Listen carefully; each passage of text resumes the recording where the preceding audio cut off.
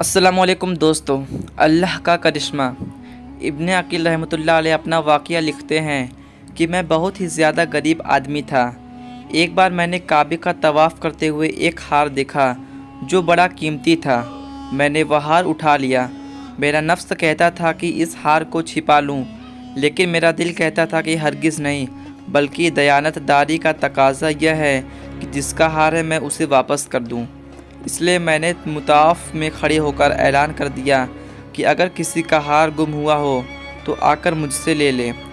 कहते हैं कि एक अंधा आदमी मेरे पास आया और कहने लगा कि यह हार मेरा है और मेरे थैले में से गिरा है। मेरे नफ्स ने मुझे और भी मलामत की कि हार था भी तो एक अंधे आदमी का, अगर इसे छुपा देते तो शायद किसी को कुछ भी पता ना लगता। मगर मैंने वह हार उसे दे दिया। उस अंधे आदमी ने दुआ दी और चला गया। कहते हैं कि मैं भी दुआएं मांगता था कि ए अल्लाह, मेरे लिए कोई रिज़्क़ का बंदोबस्त कर दे। अल्लाह ताला की शान है कि मैं वहां से हल्ला आ गया।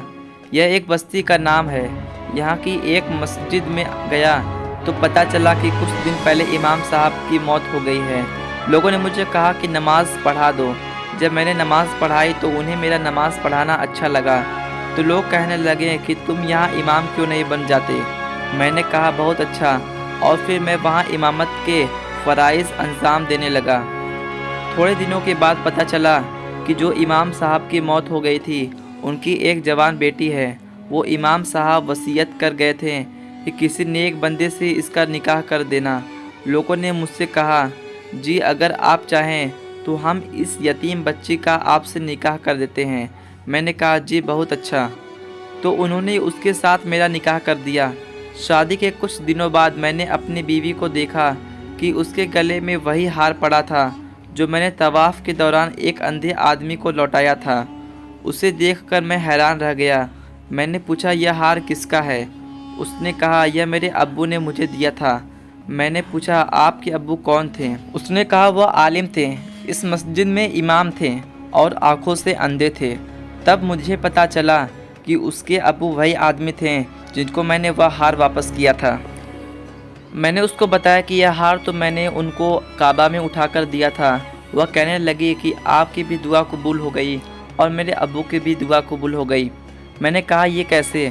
उसने कहा आपकी दुआ तो इस तरह कबूल हुई कि अल्लाह ताला ने आपको घर भी दिया, घर वाले भी दिए और रिज़्क़ भी दिया।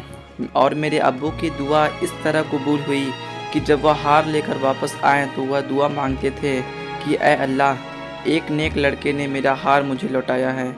ए अल्लाह, ऐसा ही कोई नेक लड़का मेरी बेटी के लिए शौहर के तौर पर अता फरमा दे।